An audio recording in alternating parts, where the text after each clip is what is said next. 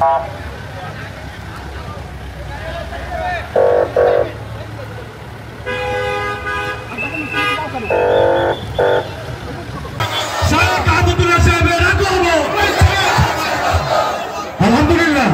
আলহামদুলিল্লাহ, বসে যান, সবাই বসে যান। আমাদের আজকের প্রোগ্রামের সম্মানিত প্রধান আলোচক, আমাদের শ্রদ্ধেয় ব্যক্তি বিশিষ্ট ইসলামী চিন্তাবিদ, আস-সুন্নাহ ফাউন্ডেশনের সম্মানিত চেয়ারম্যান। আলহামদুলিল্লাহ, তাকবীর, তাকবীর, তাকবীর, তাকবীর, তাকবীর। আলহামদুলিল্লাহ, মাশাআল্লাহ, মাশাআল্লাহ। আমার নিজেরও পরিপূর্ণ মনে ছিল না, উনি বলার পরে আমার মাথায় চলে আসছে। গত বছর আল্লাহর শুকরিয়া আদায় নিয়ে আমরা কথা বলেছিলাম। কি বলছিলাম বলেন তো ভালো করে? সব ক্ষেত্রে আল্লাহ শুকর আদায় করতে হবে। মাশাআল্লাহ, আপনি এটার উপরে কি আমল করছেন? মানে কষ্ট হইলেও আল্লাহ শুকরিয়া আদায় করেন, আর ভালো কিছু করবে পাইলে তো করেনি। মাশাআল্লাহ, কি নাম আপনার? হ্যাঁ, তায়েম ভাই। বাড়ি কোথায়? মাশাআল্লাহ, পাশের এলাকার মানুষ। কি করেন ভাই? টেক্সটাইলে কাজ করেন। মাশাআল্লাহ, আপনি যে গত বছর ওয়াজ মুখস্থ রাখছেন, আমি যে বিষয়ে কথা বলছিলাম আমার পুরো মনে ছিল না, কিন্তু এখন আপনি বলার পরে আমার মনে পড়ে গেছে। হ্যাঁ, এই বিষয়ে কথা বলছি, পরিপূর্ণ আমিও নিশ্চিত হয়ে গেছি। মাশাআল্লাহ, আল্লাহ তাআলা আমার এই ভাইকে এলেম এবং আমল দিয়ে পরিপূর্ণ করে দেখ। আল্লাহ এই ভাইকে দ্বীনের দায়ী হিসাবে কবুল মঞ্জুর করে নেক। বিয়ে শাদী করছেন? হ্যাঁ, ছেলে মেয়ে আছে? আল্লাহ তাআলা তারা নেক সন্তান দান করুক। আমি এর হলে বিয়ের দোয়া করতাম, যেহেতু বিয়ে করছে আর দোয়া করে লাভ নাই, আর দরকার নাই। একটা হয়েছে আল্লাহ তাআলা, যেটা হয়েছে এটার মাধ্যমে আল্লাহ তাআলা নেক সন্তান দান করুক, রুটি রুজিতে আল্লাহ তাআলা বরকত দান করুক। বসেন। আপনারা না পাইলে তো আজকে ওয়াজি বন্ধ হয়ে যেত আমার। এখন তো কিছু কথা বলার মানসিকতা তৈরি হয়েছে আলহামদুলিল্লাহ। আর আছেন না কেউ? গত বছর এই মাহফিলে আমি যে কথাগুলো বলছিলাম সেগুলোর কথা মনে আছে বা আমল করছেন? দাঁড়ান, কি নাম? সুমন মিয়া। বলেন, কি ওয়াজ করছিলাম, আপনি কি আমল করছেন? জি, রোজা রাখছিলেন? কোন মাসে? শাবান মাসে। শাবান মাস রমজানের কয় মাস আগে আসে? পাশ থেকে কেউ নকল সাপ্লাই করছে নাকি? আচ্ছা, মজা করছি, নকল সাপ্লাই করেন, আপনি সঠিক বলেছেন। মাশাআল্লাহ, কয়টা রোজা রাখছেন ছোট ভাই? 2টা রোজা রাখছেন। মাশাআল্লাহ, আল্লাহ তাআলা আমলের তৌফিক দান করুক। বসেন।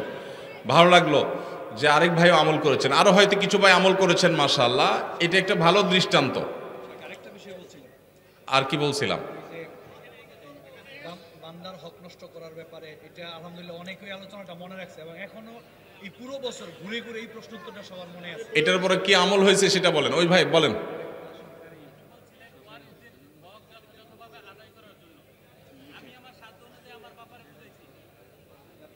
মাশাআল্লাহ, এখন বাবার জীবদ্দশার সাথে সব ভাগযোগ করে নিয়ে নিছেন?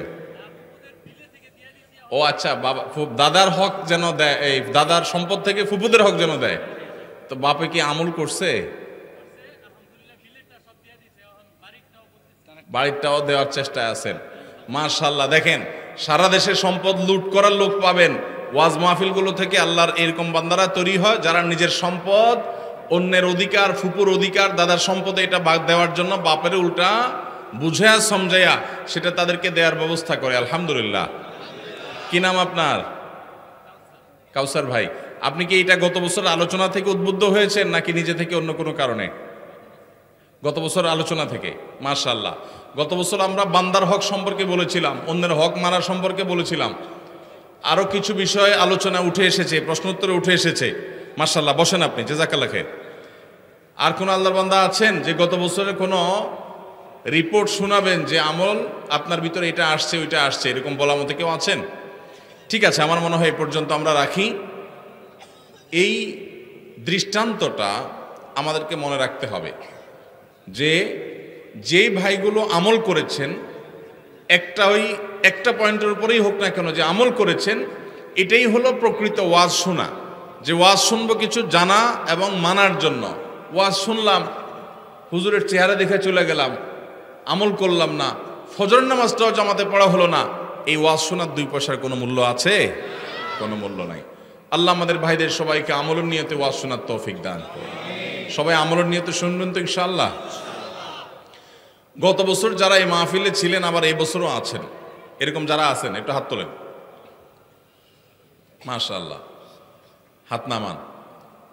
এত মানুষ এখানে, অলমোস্ট 20 থেকে 30% মানুষ দেখা যাচ্ছে গত বছরেরও শ্রোতা, এই বছরের শ্রোতা। তো আমলের বেলায় মাত্র 5-7 জনের হাত পাইলাম কেন ভাই? হাত তো উঠেছেন খুব জোরে সোরে খুশি হইয়া, ধরা খাবেন যদি চিন্তা করেন নাই। গত বছর মাহফিলে আসছেন, এবছরও আসছেন, তাহলে গত বছরের মাহফিলের উপরে আমল করেছেন এটা বলতে পারেন নাই কেন? এতটুকু নিজের প্রতি আস্থা নাই কেন? কনফিডেন্ট নাই কেন? তাহলে এই বছরও ওয়াজ করে কি লাভ হবে? এরকম দেখা যাবে 5-7 জন আমল করছে, বাকিদের খবর নাই। তাহলে 5-7 জন যারা আমল করছে এদের নিয়ে চলেন একটা রুমে বন্দি হই, তাদেরকে ওয়াজ করি, আর বাকি পাবলিককে ওয়াজ শোনাতে লাভ নেই। আমল করবেন? ওয়াদা? আল্লাহ তাআলা আমাদের ভাইদের ওয়াদা পুরা করার তৌফিক দান করো। মাশাআল্লাহ মাশাআল্লাহ, এটাতে বলে মাহফিল। মাহফিল থেকে কিছু নিয়ে যাওয়া লাগবে কি লাগবে না? কি নিবেন? বুট বাদাম? আমল। আল্লাহ তাআলা আমাদেরকে আমলের তৌফিক দান করুন। ছোট্ট ছোট্ট করে 2টা পয়েন্ট বলে প্রশ্ন উত্তরে চলে যাবো ইনশাআল্লাহ। নাম্বার 1, শাবান মাস চলছে।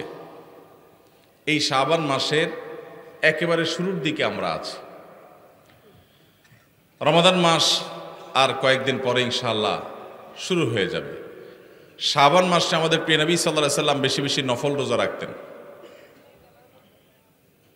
শাবান মাসের শেষের দিনগুলো ছাড়া বাকি পুরো মাসের বেশিরভাগ দিন নবী সাল্লাল্লাহু আলাইহি সাল্লাম রোজা রাখার চেষ্টা করতেন। শুরুর দিকে, মাঝের দিকে প্রায় প্রতিটা দিনই তিনি রোজা রাখার চেষ্টা করতেন। এই জন্য তার সেই সুন্নতকে অনুসরণ করে আমরাও রমজান মাস শুরু হওয়ার আগে থেকে নফল রোজা রাখার চেষ্টা করব ইনশাআল্লাহ। চেষ্টা করব তো ইনশাআল্লাহ। বেশি না পারেন 2, 4, 5টা 7টা, যার যতটুকু তৌফিকে কুলায় সে কয়টা নফল রোজা রাখবেন। কারণ নফল রোজার শ্রেষ্ঠ মাস শাবান মাস। এই মাসে বেশি বেশি নফল রোজা নবী সাল্লাল্লাহু আলাইহি সাল্লাম কেন রাখতেন? তাকে উসামা ইবনে যায়েদ রাদিয়াল্লাহু তাআলা আনহু, নবীজির অত্যন্ত আদরের সাহাবী ছিলেন, নাতির মতো স্নেহ করতেন। তিনি প্রশ্ন করেছেন আল্লাহ রাসূলকে, হে আল্লাহ রাসূল, মালি আরাকা তাসুমু ফি শাবান মা লা তাসুমু ফি গায়রি। আপনাকে দেখি শাবান মাসে যত নফল রোজা রাখেন, অন্য কোনো মাসে এত নফল রোজা রাখেন না। হেতু কি? রহস্য কি? কারণ কি? নবীজি সাল্লাল্লাহু আলাইহি সাল্লাম তখন তাকে বলেছিলেন যে এর কারণ হলো এই রোজা,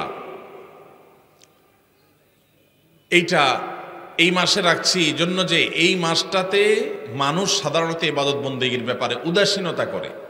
সবাই অপেক্ষা থাকে, রমজান তো আসছে, রমজান আসলে তো করবই, এই জন্য রমজানের জন্য বসে থাকে। মাঝখান দিয়ে এই মাসটাতে মানুষ আমল ইবাদত ততটা করে না। আবার এই মাসটার আগের মাসটা রজব মাস, সেটা সম্মানিত 4 মাসের একটা। সম্মানিত মাস কয়টা ভাই? 4টা। জিলকদ, জিলহজ, মুহররম, আর চতুর্থটা কোনটা? রজব।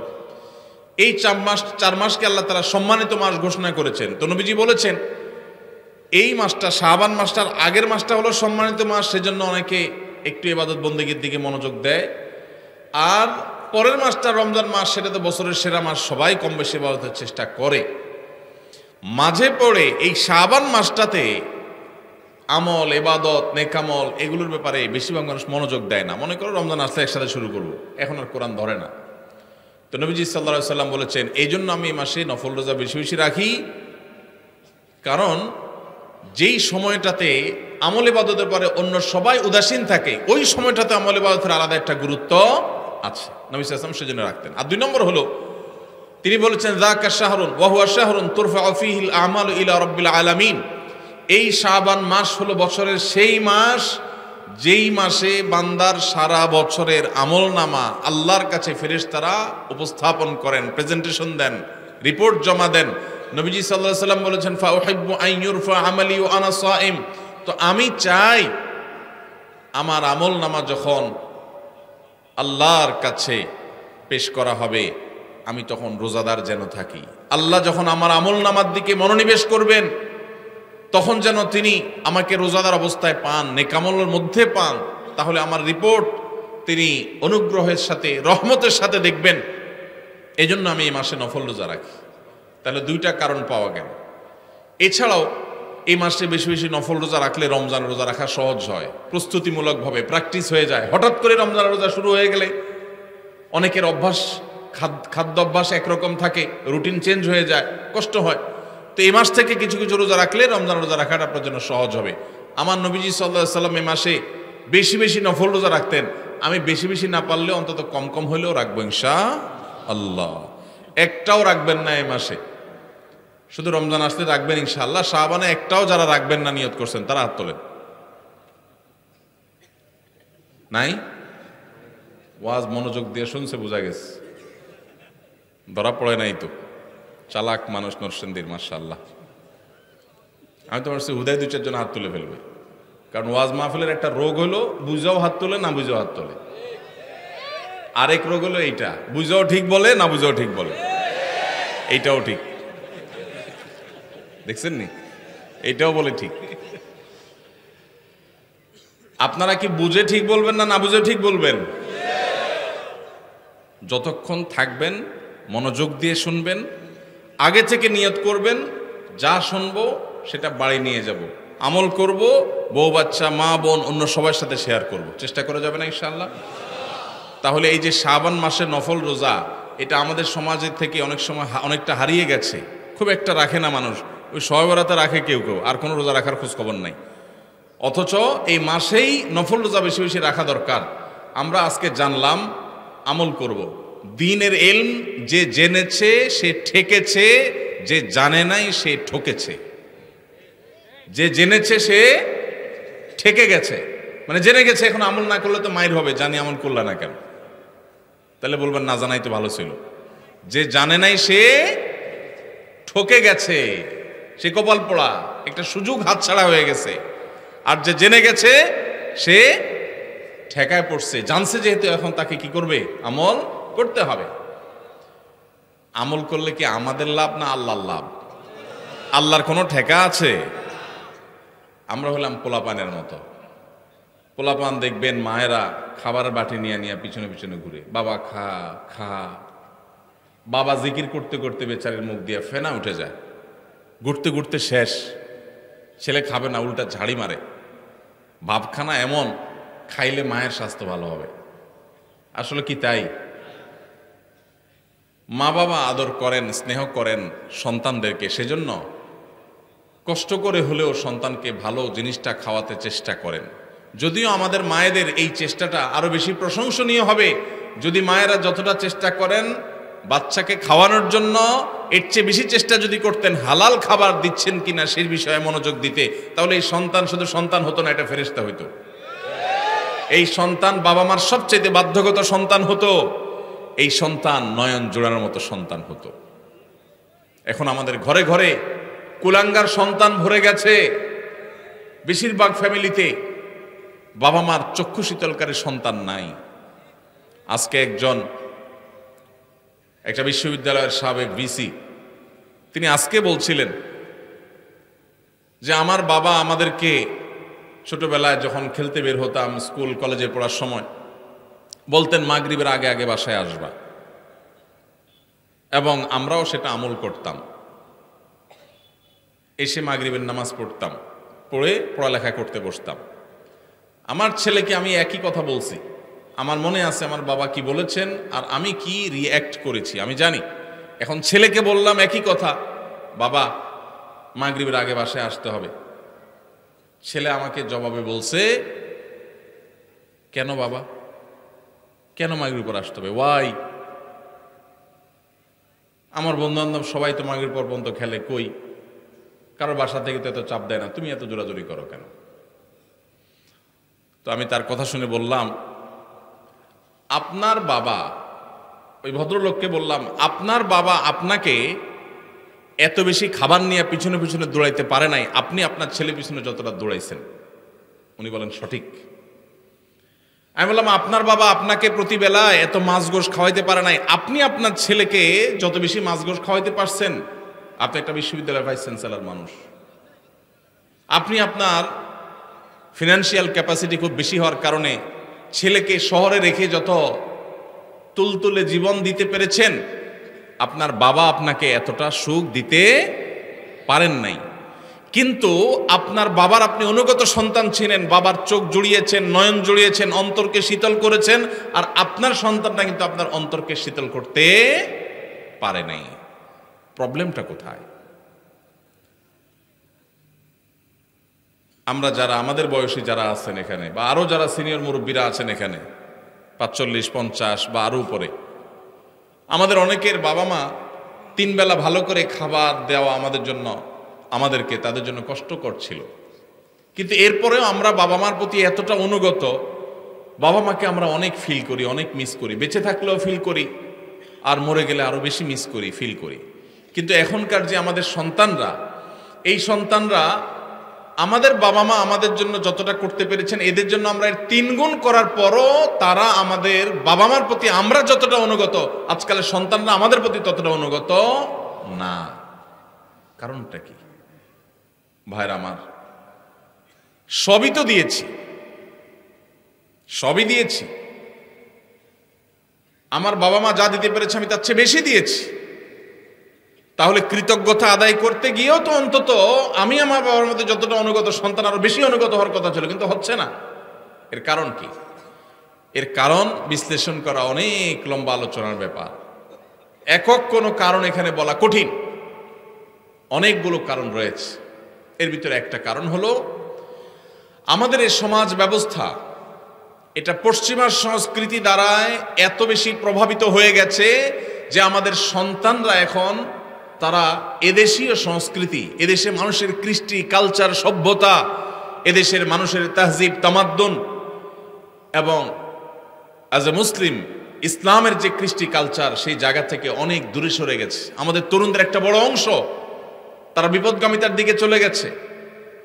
এর কারণ যেমন পশ্চিমা সংস্কৃতির আগ্রাসন আছে, নাটক সিনেমার নামে, বিনোদনের নামে যেগুলো দেখছেন সারাক্ষণ, আপনার ভেতরের জগৎকে পরিবর্তন করে দিচ্ছে। সেগুলো আপনার ঈমান, আমল, চিন্তাধারা সবকিছুকে প্রভাবিত করে নিজের অজান্তে চেঞ্জ করে দিচ্ছে। আপনি মুসলমান থাকছেন নামে আর খোলসে, ভেতর থেকে আপনাকে পরিবর্তন করছে, আপনি টেরও পাচ্ছেন না। আপনার সন্তানকে আপনি শিক্ষা দিচ্ছেন, স্কুল, কলেজে, ইউনিভার্সিটিতে শিক্ষা নিতে গেছে যে সন্তান, সেখান থেকে শিক্ষার উপরে ভর করে পশ্চিমা যে সংস্কৃতি আসছে সেটাও সে ধারণ করেছে, শিক্ষিত হচ্ছে, পাশাপাশি সে পশ্চিমা ধ্যান ধারণায় বিশ্বাসী হচ্ছে। এর ফলশ্রুতিতে ইসলামের যে ট্র্যাক, ইসলামের যে সুমহান শিক্ষা, সেই শিক্ষা থেকে বঞ্চিত হয়ে ধ্বংস হয়ে যাচ্ছে। এর অনেক কারণের ভিতরে একটা কারণ হলো সন্তানকে আপনি সেইভাবে হালাল খাবার খাওয়াতে পারতেছেন না আপনার বাবা মা যেটা আপনাকে খাওয়াতে পেরেছে। আপনার বাবা মা অনেক কষ্ট করে অল্প খাওয়াইছেন, কিন্তু হালাল খাওয়াইছেন, তার বরকত ছেলের মধ্যে আপনি পাইছেন। আপনি আপনার ছেলে মেয়েকে যা খাওয়াচ্ছেন বুকে হাত দিয়ে বলতে পারবেন না যে টনটন করে বাজবে, এতটা হালাল এবং পিওর যেটা আপনার বাবার সম্পদের মধ্যে ছিল, সেটা যদি আপনার সন্তানের মধ্যে আপনি করতে পারেন, ইনশাআল্লাহ এ যুগেও আপনার সন্তান সবচেয়ে সভ্য, ভদ্র এবং মাথা নিচু করে বিনম্রতার সাথে আপনাকে শ্রদ্ধা নিবেদন করবে। এজন্য সন্তান খাইলো কি খাইলো না এটার জন্য যতটা মরিয়া মায়েরা, এর চেয়ে বেশি মরিয়া হবেন সন্তানের পেটে হালাল ঢুকছে নাকি হারাম ঢুকছে বিষয়টা নিয়ে। আল্লাহ আমাদেরকে সেই তৌফিক দান করুন। ভাইরা আমার, তাহলে আমরা শাবানের নফল রোজার কথা বলছিলাম। এই নফল রোজাগুলো আমরা বেশি বেশি করে নিজেরা রাখবো, অন্যদেরকে রাখতে উৎসাহিত করব, অন্যদের মধ্যে প্রচার করব, জানাজানি করব। আগামী বছর আমাদের কাছে বলার দরকার নাই, আমি হয়তো মাহফিল আগামী বছর আসবো না, বাঁচবো না, হয়তো মাহফিল আদৌ হইল না, কিন্তু আল্লাহর কাছে যেন এটা বলার মতো থাকে। এই মাহফিল থেকে যাওয়ার সময় নিয়ত করে যাবো, ইনশাল্লাহ আমলটা করব। ঠিক আছে না ইনশাল্লাহ? আল্লাহ আমাদের সবাইকে আমলের তৌফিক দান করুন। তো এই যে মা বাবার সন্তানের কথাটা যেখান থেকে আসলো, সেটা হলো আমরা শাবান মাসে বেশি বেশি রোজা রাখলে লাভ কি আমাদের না আল্লাহর? আল্লাহ কোরআনে বারবার আমাদের নেক আমল করতে বলছেন, নবীরা বারবার আমাদেরকে সতর্ক করছেন। এটা দেখে কোন জাহেল মানুষের মনে চিন্তা আসতে পারে যে ব্যাপার কি, আমরা আমল না করলে আল্লাহর কি? ভাইরা আমার, এটা হলো শিশু সুলভ চিন্তা। ওই যে শিশু মা বাপ খানা খাওয়ানোর জন্য সারাদিন পিছে পিছে ঘুরে, আর সে মনে করে কিরে মার মনে কোনো ঠেকাটুকা আছে মনে হয়, মা মনে হয় বেতন টেতন পাবে, এই জন্য আমার পিছে পিছে ঘুরে মনে হয়। ওই ছেলে খাইতে চায় না, অথচ স্বার্থটা কি মায়ের না সন্তানের? সন্তানের। তাহলে মা এত কষ্ট কেন করছেন? মমতার কারণে, স্নেহের কারণে। মা বাবা সন্তানকে যতটা ভালোবাসেন, আপনার আমার রব, আপনার আমার মালিক আল্লাহ সুবহানাহু ওয়া তাআলা আমাদেরকে এর চাইতে অগণিত গুণ বেশি ভালোবাসেন। এত বেশি ভালোবাসেন যে বান্দা জাহান্নামে যাক আল্লাহ চান না। এই যে বিভিন্ন আমল আমাদেরকে আল্লাহ দিয়েছেন, এই আমলগুলো দিয়েছেন আমরা যেন জান্নাতে যাওয়ার পথ সহজ হয়, আমাদের সুগম হয়। সেজন্য এই জন্য ভাই সমস্ত সুন্নাহগুলো, নবীজির আমলগুলো সব শিখে শিখে জেনে জেনে আমল করবো তো ইনশাআল্লাহ। শাবান মাসে নফল রোজা রাখবো তো ইনশাআল্লাহ। অন্তত 2টা রোজা হলে ওরা রাখবে, নিয়ত করছেন, একটু হাত তোলেন। আল্লাহ আমার ভাইদের সবাইকে আপনি আমল করার তৌফিক দান করেন। মালিক আমাদের সবাইকে আপনি আমলের তৌফিক দান করেন, আমাদের সবাইকে জান্নাতে যাওয়ার তৌফিক দান করেন। মাশাআল্লাহ মাশাআল্লাহ। একটা ওয়াজ শেষ, ওয়াজ নম্বর 2। দ্বিতীয় যে বিষয়ে কথা বলবো বলছিলাম সেটা হলো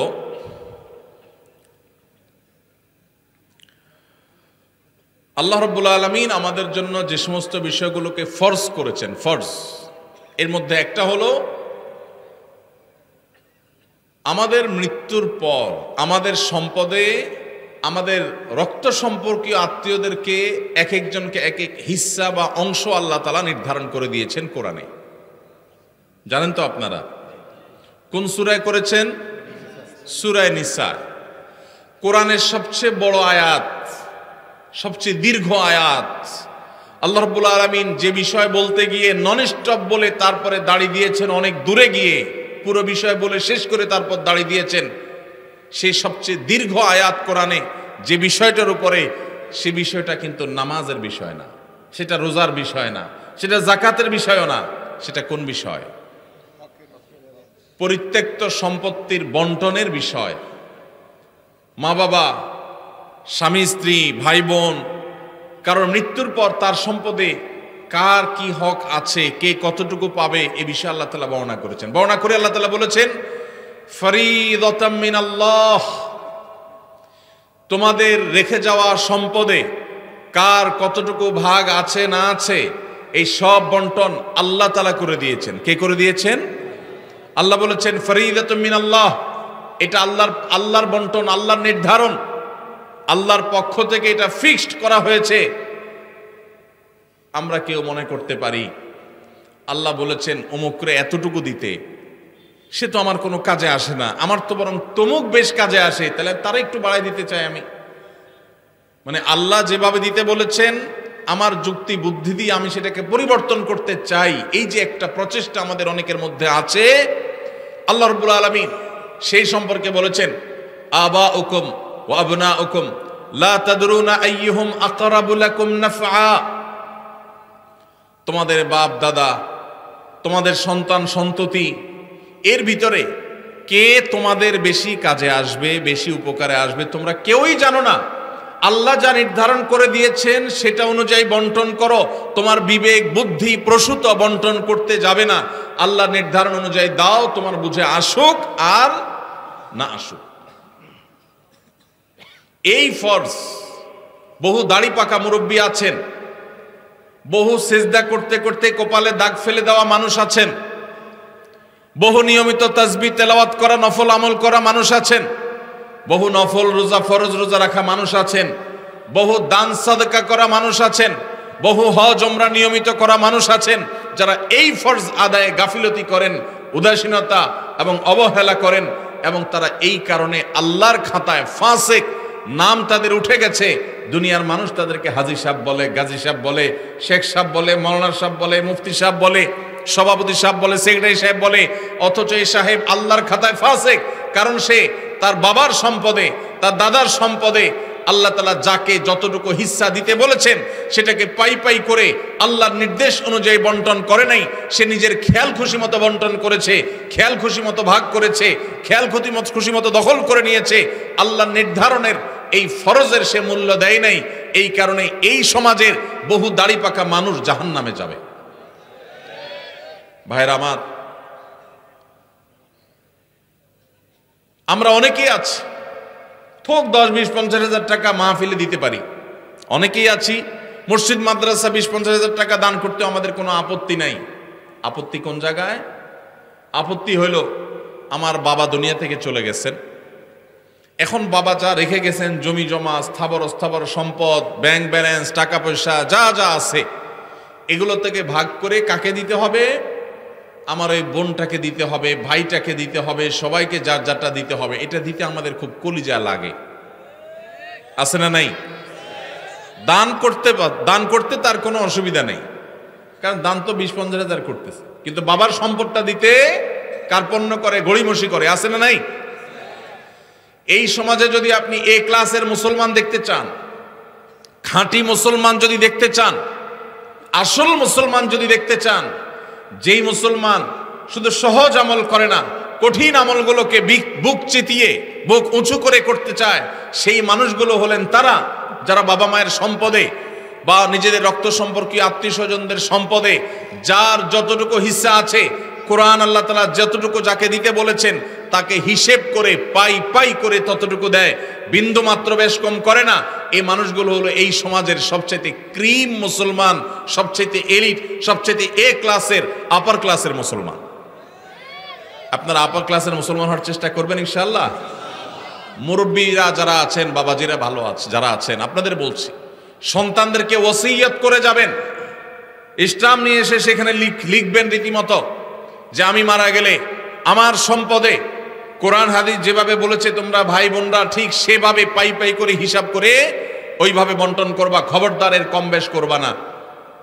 এটা ওসিয়ত করে যাবেন সন্তানদেরকে। এরপরে যদি কোনো সন্তান কিছু সম্পদ মেরে দেয়, ভাই বোনদের বঞ্চিত করে, কিছু থোক দিয়া লামসাম কিছু দিয়া তাদের কাছ থেকে দায় মুক্তির চেষ্টা করে, তাহলে ওই সন্তান দায়ী হবে। আর আপনি যদি জানেন আপনার মারা যাওয়ার পরে সন্তানরা এরকম সম্পদ নিয়ে তসরুপ করবে, 2 নম্বরই করবে, আর আপনি চুপচাপ চলে যান, তাদেরকে সতর্ক না করেন, তাহলে আপনিও আল্লাহর কাঠগড়ার আসামি হবেন। আর অনেক মুরব্বীরা আছেন যারা আপনাদের বোনদের সম্পদের হক দেন নাই, বাবার সম্পদ থেকে নিজেরা পাইছেন, বোনদেরকে দেন নাই, বোনদের সাথে চিটারি করছেন। কিভাবে চিটারি বলবো আমি? বাবার মৃত্যুর পর বোনদের দাওয়াত দিচ্ছেন, ভাগিনাদেরকে দাওয়াত দিচ্ছেন, দুলাভাইরে দাওয়াত দিচ্ছেন, আইনা ধুমসে একটা খাওন দিছেন, খাওয়ায়া নতুন নতুন বাজার থেকে শাড়ি টাড়ি আনছেন, আইনা বোনদেরকে শাড়ি, ভাগিনাদের কাপড় চোপড়, দুলাভাইরে লুঙ্গি, যার যা মনে চাইছে দিছেন, ধুমসে খাওয়ায় টাওয়ায় এখন আলাপ উঠাইছেন। আগে খাওন দিয়েছেন পেটে, এরপরে আলাপ উঠাইছেন। কি আলাপ উঠেছেন, দেখো বোন, বাবা তো দুনিয়া থেকে চলে গেলেন, আল্লাহ তারা নিয়ে গেলেন, এখন জমি জমা গর্বিটা বাবার যেগুলো যেগুলো আছে শরীয়ত অনুযায়ী তো তোমাদেরও এখানে ভাগ আছে, কিন্তু বাবা যে সেই অসুস্থ হয়েছে ওই থেকে বাবার সব ট্রিটমেন্ট ডাক্তার খরচ এগুলো সব তো আমারই করা লাগছে, তোমাদেরও মানুষ করা লাগছে, এখন এখানে তোমাদের ভাগ আছে সেটা তো আমি জানি, এখন এগুলা কি করা তোমরাই বলো, বল তোমাদের কোর্টে, বল তোমাদের কোর্টে। এটা হলো খুব সূক্ষ্ম চিটারি, এটার নাম হলো সূক্ষ্ম চিটারি। ডাকাতি বাটপারির বিভিন্ন ধরন আছে, তো এটা এক প্রকারের বাটপারি। কেন বাটপারি বললাম? কারণ ওই যে বোনটাকে বললেন বাপের বাড়িতে আইনা খাওয়াইয়া দাওয়া, বাপ মরার পরে মনটা এমনি নরম, আরো মেয়ে মানুষ, যখন এটা বলছেন আপনি, তখন সে কি বলবে বলেন? কি বলবে? বলবে থাক ভাই, আমার কোনো দায় দাবি নাই, আপনি তো কষ্ট মষ্ট করছেন, বাবার সব ডাক্তার কবিরাজ খরচ দিছেন, দেখাশোনা করছেন, থাক আমাদের দিতে হবে না, আপনি দোয়া করে দিয়েন। মনের ভিতরে ব্যথা চাপায়া মেয়ে মানুষ মাত্র খাওয়াইছে ভাইয়ে, এখন যদি মুখের উপরে যদি বলে ভাই কি খরচ বরচ হয়েছে সেগুলো সব কাইটা রাইখা বাকি যেগুলো থাকে এগুলোতে আমাদের কত হয় হিসাব নিকাশ করে দিয়ে দিয়েন, এইটা বললে ওই বোনের আর রক্ষা আছে? পুরো এলাকাতে বদনাম ছড়ানো হবে যে আমার বোন বাপটা মইরা সারে নাই, কবরে রাইখা সারি নাই, এখন সে ভাগ চাইতে আসছে। এবার আমরা শুরু করব তাকে দুর্বল জায়গায় আঘাত করে তাকে দুর্বল করার। এই রোগটা আমাদের সমাজে আছে না নাই? মুরব্বীরা, বাবাজিরা যারা আছেন, কান খাড়া করে শুনে রাখেন। লম্বা দাড়ি নিয়া, তসবি তালিল নিয়া, নামাজ রোজা নিয়া ওয়াজ শুনতে শুনতে কানটা ঝালাফালা করে গেছেন, 2 পয়সার কোনো লাভ হবে না। যদি বোনদের হক মেরে থাকেন, কিয়ামতের ময়দানে এই বোন দেখবেন দাঁড়ায় গেছে, 1 চুল পরিমাণ ছাড় হবে না। যত আমল করেছেন সব দিয়ে জাহান্নামে যেতে হবে যদি বোনদের হক মেরে থাকেন। এই জন্য বাবারা, এই চিটারি করা যাবে না। ভাইয়েরা, এই চিটারি করা যাবে না। যেসব ভাইয়েরা বাবা মার মৃত্যুর পর বোনদের হক দেন নাই, অনেকে মায়ের হক দেয় না। মায়েরও হক আছে। আপনার বাবা মারা গেছেন, আপনার মা তার স্বামীর সম্পদে তার হক আছে না নাই? কয়জন সন্তান বলতে পারবেন যে আমার বাবা মারা গেছে, মাকে হিসাব করে দিয়ে দিছি? কয়জন বলতে পারবেন? 1 ভাই হাত তুলছেন। আর আছেন যে মাকে হিসাব করে দিয়েছেন? আরেক ভাই হাত তুলছেন, মাশাআল্লাহ। আরেক ভাই হাত তুলছেন, 2-4 জন হাত তুলছেন, মাশাআল্লাহ। বেশিরভাগ মানুষ হাত তোলেন নাই। অনেকের হয়তো বাবা আল্লাহ তাআলা বাঁচায় রাখছেন, আরো বাঁচায় রাখুক, আমরা দোয়া করি। কিন্তু যদি দুনিয়া থেকে চলে যায়, তাহলে ওলামা ইকরামের কাছ থেকে মাসআলা জেনে কোরআন যাকে যতটুকু দিয়েছে তাকে ততটুকু দিবেন তো ইনশাআল্লাহ? কারা কারা দিবেন? হাত তোলেন, হাত তোলেন। পাক্কা নিয়ত করে হাত তোলেন, আন্দাজে হাত তুলবেন না। সম্পদের লোভ করব না, বলেন সম্পদের লোভ। আল্লাহর দেওয়া বন্টন অনুযায়ী পাই পাই করে সবাইকে বুঝাই দেব ইনশাআল্লাহ। আল্লাহ আমাদের সব ভাইকে তৌফিক দান করুন। ভাই, বরকতের মালিক কে? বরকত দেওয়ার মালিক কে? আল্লাহ। যদি বরকতের মালিক এটা বিশ্বাস করেন, তাহলে আপনার বাবার সম্পদে, মায়ের সম্পদে, ভাইয়ের সম্পদে, বোনের সম্পদে, আপনাদের পরস্পরের সম্পদে তার মৃত্যুর পর যার যতটুকু পাওনা আছে, আল্লাহ বলছে তাকে 1/3 দাও, আল্লাহ বলছে তাকে 50% দাও, আল্লাহ বলছেন কাকে এতটুকু দাও, আরেকজনকে এতটুকু দাও। যাকে যতটুকু দিতে বলেছেন তাকে ততটুকু যদি দিয়ে যান, আপনি ফকির হয়ে যাবেন, অভাবী হয়ে যাবেন, আপনার সব শেষ হয়ে যাবে। এটা কোনো মুসলমানের বিশ্বাস হতে, আল্লাহর নির্দেশ অনুযায়ী যার যতটুকু পাওনা যদি আমি দিয়ে দেই, আল্লাহ তাআলা আমাকে বরকত দিবেন না দিবেন না?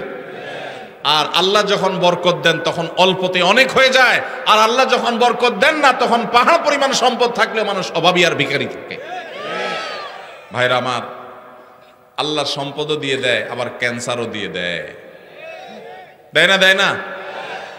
বরকত এবং কল্যাণ ভিন্ন জিনিস। এই জন্য যুবক ভাইরা যারা আছেন তাদেরকে বলবো, নিয়ত করে নেন, ছোট লোকই করবেন না, নিচু চিন্তা করবেন না। যেসব ভাইরা মনে করেন যে বাবার জন্য আমি তো অনেক খরচ করছি, তাহলে আমি সব সম্পদ রেখে দিব, জি না। বাবার জন্য খরচ করা আপনার নৈতিক দায়িত্ব। আপনার যদি টাকা থাকে তার ট্রিটমেন্ট খরচ দাঁড়ানো আপনার দায়িত্ব। এর মানে এই না যে বাবার সম্পদ থেকে আপনি সেটা কাটাকাটি করবেন। হ্যাঁ, যদি এমন থাকে যে বাবার সম্পদ ক্যাশ টাকা আছে, যদি ট্রিটমেন্ট করা যায়, তাহলে সেটা দিয়ে আপনি বাবার ট্রিটমেন্ট করেন, কোনো অসুবিধা নাই। বাবার যদি না থাকে আর আপনার থাকে, সন্তান হিসেবে আপনার উপরে ফরজ বাবার ভরণ পোষণ দেওয়া। অতএব সেটার জন্য ভিটা মাটি এগুলো সব রেখে দিবেন, এটা করা যাবে না। প্রয়োজনে সেগুলা জমজমা বিক্রি করে বাবার ট্রিটমেন্ট করবেন। এরপরে যেটা ঠিকবে সেটা বন্টন করবেন। বোনরা নিতে না চাইলেও জোর করে দিবেন, দিবেন তো ইনশাআল্লাহ? ফুফুদের হক, বোনদের হক, ভাইদের হক পাই পাই করে দিবেন। অনেক বড় ভাই আছে, চান্স পাইলে ছোট ভাইদের ল্যাং মারে ছেড়ে দেয়, নিজেরা সব দখল করে নেয়। আছে না নাই? আল্লাহকে ভয় করেন। এই ফরজটা অবহেলিত ফরজ। নামাজের ফরজ অনেকে আদায় করেন। আমার কাছে নালিশ আসে, অনেক ফ্যামিলির বিভিন্ন ভাইরা নালিশ নিয়ে আসেন, ভাইয়ে হক মেরে দিস। যে হক মারছে তার দাড়ি মাশাআল্লাহ একেবারে পেট পর্যন্ত চলে আসছে, কিন্তু হক মারতে তার বুকও কাঁপে নাই। এইরকম 2 নম্বর দাড়িওয়ালা মানুষ আছে না নাই? এই 2 নম্বর দাড়ি আল্লাহর কাছে অ্যাকসেপ্ট হবে। এখন আবার নতুন এক শয়তানি শুরু হয়েছে, সেটা হলো আল্লাহ রাব্বুল আলামিন বাবা মায়ের সম্পদে ছেলেদেরকে মেয়েদের দ্বিগুণ সম্পদ দিতে বলেছেন, ভাগ দিতে বলেছেন। মেয়েরা যদি টোটাল সম্পদের 10 টাকা পায় একজন মেয়ে, তাহলে একজন ছেলে পায় 20 টাকা। এখন আমাদের দেশে কয়দিন পর পরই কিছু সুশীল আছেন যারা আল্লাহর কোরআনেরও সংশোধন করতে চায়, নাউজুবিল্লাহ।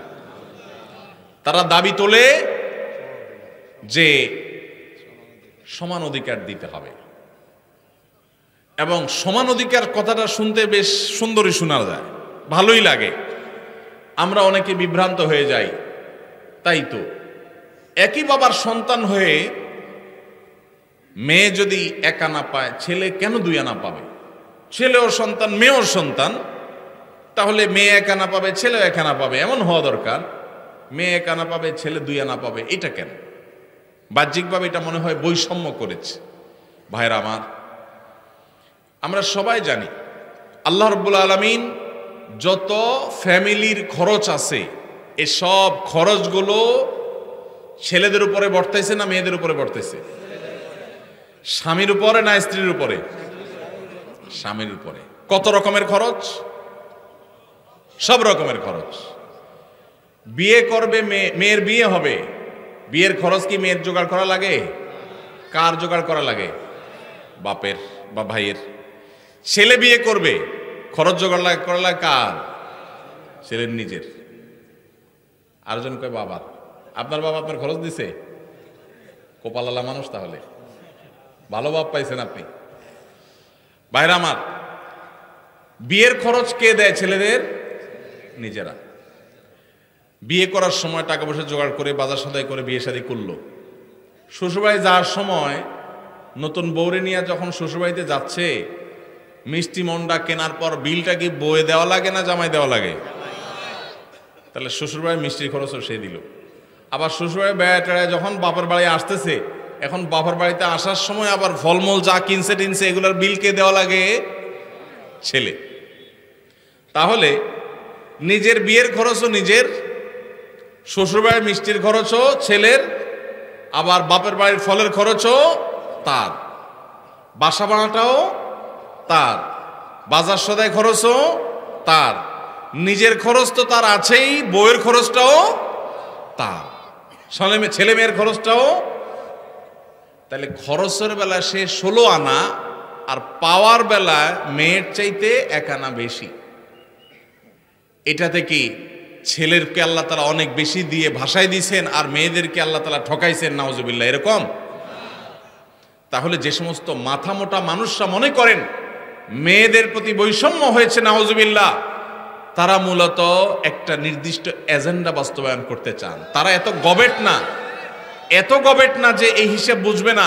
খরচের বেলা ছেলে 16 আনা, আপনি একজনকে বাজারে পাঠায় বলছেন নাও 10 টাকা দিলাম, এটা আনবা ওইটা আনবা ওইটা আনবা, 4-5টা আইটেম বলে দিলেন, দিয়া বললেন 10 টাকা দিলাম। আরেকজনকে 5 টাকা দিয়ে বললেন তোমার কিছু আনা লাগবে না, যা খুশি করো, নিজে খাও, ফুর্তি করো। কি বলেন? 10 টাকা আলাকে বেশি দিছে না 5 টাকা আলাকে বেশি দিছে? এখন যদি বলে ভাই কেন বৈষম্য করলেন, আমাকে 5 টাকা দিলেন, ওনারে 10 টাকা দিলেন, সমান সমান দেয়া দরকার, এই দাবি কি যৌক্তিক না অযৌক্তিক?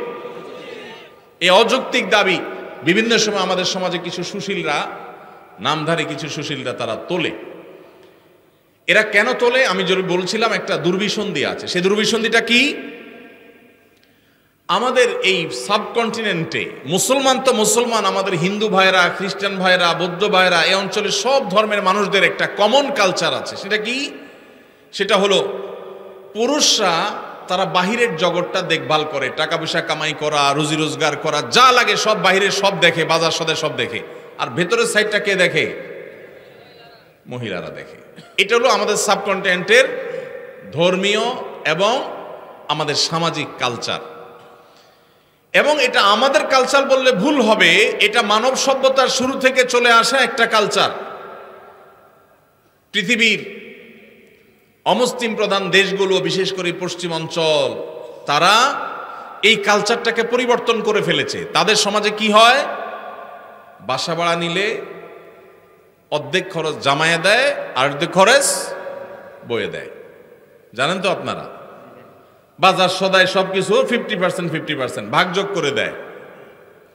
এখন এই যে মেয়েদেরকে সমান অধিকার দেওয়ার নাম করে বাবার সম্পদে ছেলেদের সমান দিতে যারা দাবি করছেন, তারা মূলত চান আমাদের এই সমাজটাও পশ্চিমা সমাজের মতো হয়ে যাক, অর্থাৎ মেয়েরা পাওয়ার বেলায় তারা অর্ধেক পাবে, ছেলের মতো সমান সমান পাবে, খরচের ক্ষেত্রেও তারা সমান সমান শেয়ার করবে। এই দিক থেকে তারা মনে করে যে বৈষম্য দূর হবে, সাম্য প্রতিষ্ঠা হবে। মূলত যেটা আসলে হবে, পশ্চিমাদের যেটা হয়েছে সেটা হলো এই পরিবার ব্যবস্থাপনাটা ভেঙে চুরমার হয়ে যাবে। এমনিতেই স্বামী স্ত্রীর মধ্যে সম্পর্ক দিন দিন যা যায় অবস্থা। এরপরে যদি বলেন যে বউরে বলেন ঠিক আছে বাসা ভাড়া তুমি অর্ধেক দাও, ছেলেদের খরচ অর্ধেক দাও, সব কিছু অর্ধেক দাও, তাহলে এবার কামড়া কামড়ি নিজেদের মধ্যে অশান্তির পরিমাণ বাড়বে না কমবে? এর প্রমাণ হলো পশ্চিমে যদি আপনি তাকান দেখবেন সেসব দেশগুলোতে বৈবাহিক সম্পর্ক এটা সোনার হরিণ হয়ে গেছে। স্বামী স্ত্রী বলতে যে একটা সুখের সংসার, এটা তাদের কাছে সোনার হরিণ হয়ে গেছে। পরিবার ব্যবস্থা ভেঙে ধ্বংস হয়ে গেছে। এখন সেটাকে এদেশে যারা আমদানি করতে চায় তারা এদেশের মানুষের শত্রু। এই শয়তানের দোসরেরা আল্লাহর বিধান থেকে, কোরআন থেকে আমাদেরকে সরাতে চায়। আমাদের সংবিধানে, আমাদের আইনে কোরআনের তো অন্য কোনো কিছু নাই। যা ছিটে ফোটা দুই একটা আছে সেগুলো খাঁজে বাজে থাকা কণাগুলোকে ধুয়ে পরিষ্কার করার জন্য যখন যারা সরকারে আসে তাদের ঘাড়ে সওয়ার হওয়া এই পশ্চিমাদের দোসরেরা, তারা এই দেশে থাকে, এই দেশে খায়, দালালি করে পশ্চিমাদের। এদের ষড়যন্ত্রের ব্যাপারে আমাদের সতর্ক থাকতে হবে, সাবধান থাকতে হবে। আমাদের অবশ্যই বোনরা, মেয়েরা নানাভাবে নিগৃহীত, তাদের সপক্ষে আমাদের কথা বলতে হবে, কিন্তু তার জন্য আল্লাহর আইন, আল্লাহর বিধানকে পরিবর্তন করার কোনো প্রয়োজন নাই। তাহলে কি করতে হবে? দেখুন, আমাদের সমাজে এটা ঠিক যে অনেক স্বামীরা নিজেরা ইনকাম করে বলে স্ত্রীদের খোঁটা দেয়, কথার তলে রাখে, কথা শোনাতে থাকে, কষ্ট দেয়, এবং কথায় কথায় তাদেরকে এই যে উপায় উপার্জন করে, টাকা পয়সা নিয়ে আসে, বাজার সদাই করে, এগুলা তুলনা দেয়। এই যে ছোট লোকিগুলো পুরুষরা করে, সেগুলো বন্ধ করতে হবে। সেগুলো বন্ধ করার জন্য মেয়েদেরকেও আপনি বের করে দিবেন, চাকরি করাবেন, অথবা তাদেরকে সম্পদের ভাগ দিবেন, তাতে বন্ধ হয়ে যাবে। এটা আমরা সঠিক মনে করি না। তাহলে কি করতে হবে? তাহলে নারীদের প্রতি নিগ্রহের রাস্তাগুলো বন্ধ করতে হবে। শরীয়ত যতটুকু দিতে বলেছে ততটুকু যদি নারীকে দেওয়া হয়, নারী কখনো স্বামীর উপরে শতভাগ ডিপেন্ডেন্ট হবে না। স্বামী জুলুম করলেও তার জুলুম স্বীকার করতে, জুলুম মেনে নিতে বাধ্য হবে না, যদি স্বামী মহরটা ঠিক মতো দেয়, বাবার সম্পদের পাওনাটা ঠিক মতো পায়, মায়ের সম্পদের পাওনাটা ঠিক মতো পায়, সব জায়গা থেকে তাদের যে পাওনা আছে এই পাওনাটা যদি তারা ঠিক মতো পায়, তাহলে তাদের প্রতি নিষ্পেষণ জুলুমের রাস্তা বন্ধ হয়ে যাবে। আল্লাহ রাব্বুল আলামিন মেয়েকে মোহরের মাধ্যমে স্বামী থেকে পাওয়ার রাস্তা রেখেছেন। আবার স্বামী মারা গেলে সেই সম্পদ থেকে ভাগ পায়, ছেলে মারা গেলে সেখান থেকে, ছেলে মেয়ে মারা গেলে সেখান থেকে পায়, আবার বাবার সম্পদ থেকে পায়, মায়ের সম্পদ থেকে পায়, সব জায়গা থেকে পায়। খরচের বেলা তাকে একেবারে জিরো রেখেছে। এটা মেয়েদের প্রতি বৈষম্য না, এটা মেয়েদের প্রতি বরং ইহসান। আজকের এই বস্তা পচা সস্তা চিন্তাধারা যারা লালন করছে তারা সমতার কথা বলে, ইসলাম সমতার কথা বলে না। তাহলে কিসের কথা বলে? ইসলাম ন্যায্যতার কথা বলে। কিসের কথা বলে? সমতা এক জিনিস, ন্যায্যতা আরেক জিনিস। সব সময় সমতা ইনসাফ প্রতিষ্ঠা করে না, কিন্তু ন্যায্যতা সব সময় ইনসাফ প্রতিষ্ঠা করে। কিভাবে? ছোট ছোট কয়েকটা উদাহরণ নেন। আপনার একটা ছেলে আছে, একটা মেয়ে আছে। ছেলেটার বয়স মনে করেন 15, মেয়েটার বয়স ধরেন 12। ছেলেটার জ্বর হয়েছে 103, ডাক্তার বলছে নাপা খাওয়াইতে, বাজার থেকে এক পাতা নাপা কিনে আনছেন, আইনা ভাত টাত খাওয়াইয়া ছেলেকে নাপা খাইতে দিচ্ছেন। ছেলে নাপা খাইছে। এখন মেয়ের কিন্তু জ্বর টর কিচ্ছু নেই। হঠাৎ করে আপনার মাথায় ভূত চাপলো, আমাদেরকে তো সমতা প্রতিষ্ঠা করতে হবে। তাহলে আমার সন্তান, ছেলেও আমার সন্তান, মেয়েও আমার সন্তান, একটারে নাপা খাওয়াইলাম আরেকটাকে খাওয়াইলাম না, এটা তো জুলুম হইল। এই জন্য মেয়েরে বলছেন হা কর, হা কর। হা করায় আপনার সুস্থ সবল মেয়েটারে আপনি নাপা খাওয়াই দিলেন। সমতা এখানে হয়েছে না হয় নাই? কি হয় নাই? ওয়াজ কি বুঝে শুনে কথা বলেন না, না বুঝে জবাব দেন।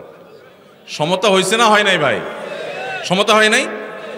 ছেলের একটা নাপা খাওয়াইছে, মেয়ের একটা নাপা খাওয়াইছে, সমতা হয়েছে না? কিন্তু ইনসাফ কি হইল? ইনসাফ কি হইল? জুলুম হয় নাই? সুস্থ মানুষকে নাপা খাওয়ায় কিডনি নষ্ট করার কাম হয় নাই? ভাইরা আমার, ইসলাম সমতার কথা বলে না। সমতা বললে শুনতে খুব মুখরোচক শোনা যায়, সব জায়গায় সমতা হলে ভালো হয় না। ন্যায্যতাটা সবসময় ভালো হয়।